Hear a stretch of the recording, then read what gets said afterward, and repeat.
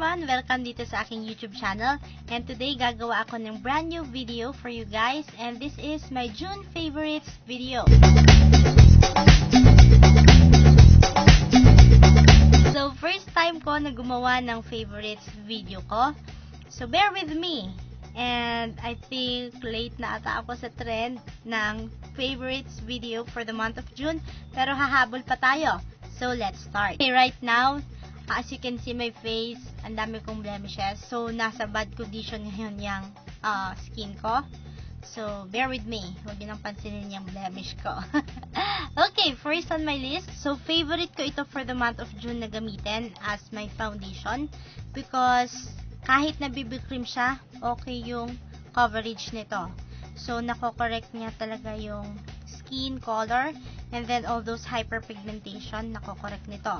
Although hindi niya lahat mako-correct yung mga super bongga na mga blemishes katulad ng sa akin ngayon, hindi niya yan kayang i-correct, pero okay pa rin siya. Gustong-gusto ko pa rin siyang gamitin as my foundation because very lightweight lang siya na foundation. So as you can see here, yan no, sabog na siya dito sa gilid.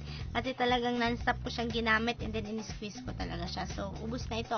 Kailan ko nang bumili ng panibago kong BB cream na ito. This is my second favorite liquid foundation for the month of June. Since masyadong yellowish yung undertone ng BB cream sa akin, so hinahaluan ko siya nitong Careline Oil Control Liquid Foundation.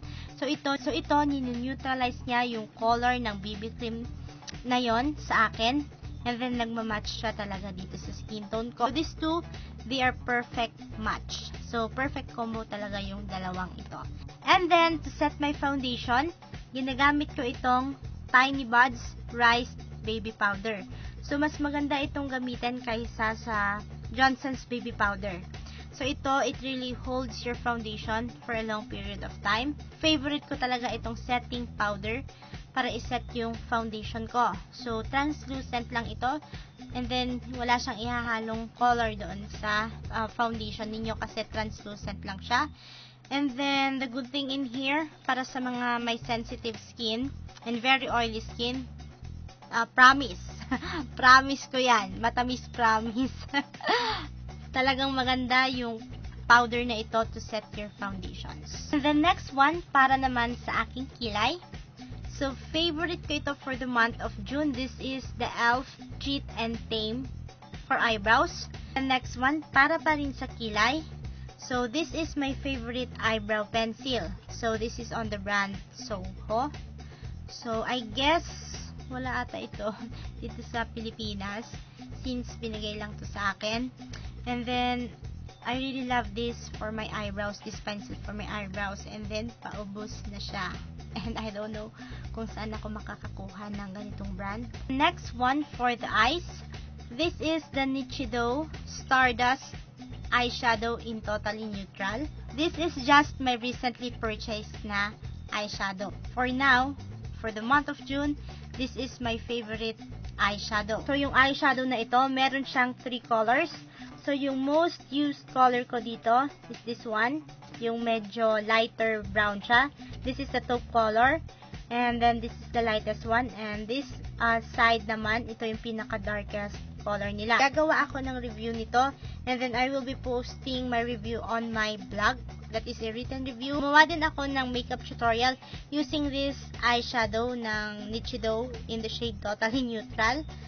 So, if you want to watch that video, just click the link up here. Next on my list ay itong dalawang mascara. So, the first mascara is this Into It.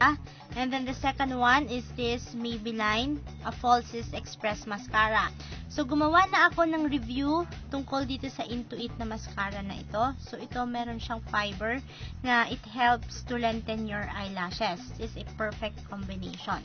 So, these two mascaras are also my favorite mascara for the month of June. Then, before ko pa makalimutan, ipapakita ko na itong favorite ko na contouring powder. So, I really love this contouring powder from the Dollface Cosmetics. So, ito yung medyo light color nila. And then, as you can see naman ito, malapit ko nang ma-hit yung pan niya. So, talagang favorite ko siya to contour my Fest. Okay, next one, lipstick naman tayo. First lipstick ay itong BYS Lipstick and Lip Gloss Duo. So, gumawa na rin ako ng review nito. And then, sinabi ko sa review na ayaw ko yung lipstick na ito kasi ayaw ko yung finish niya. Ayaw ko din yung lip gloss niya kasi ayaw ko yung finish niya, etc.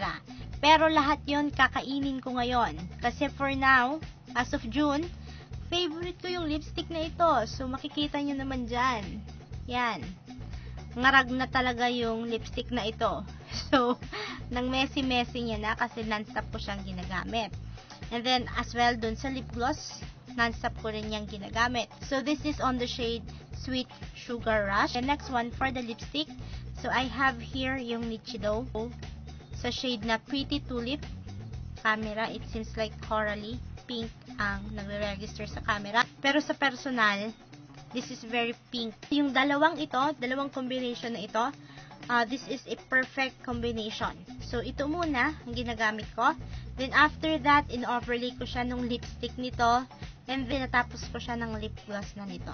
And then, yung mga next na ipapakita ko, last items ko na ang mga ito. So, these are brushes. The first brush na favorite ko ay itong spoolie. So, yung spoolie na ito, recycle ko lang siya na brush ng mascara.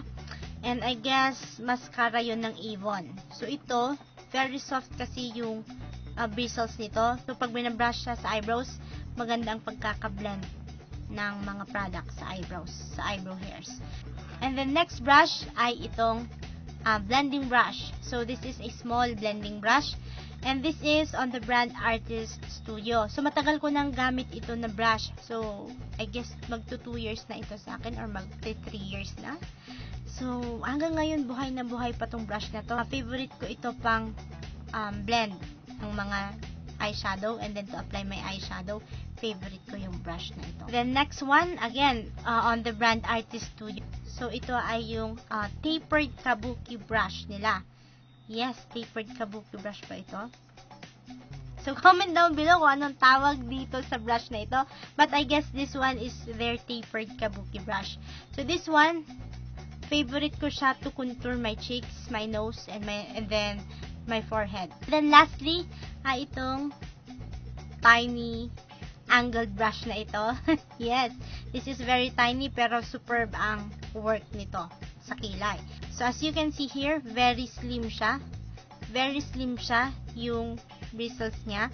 Very slim na brush siya and then perfect talaga siya sa pag-feel ng kilay. Pag-feel sa mga gaps ng kilay.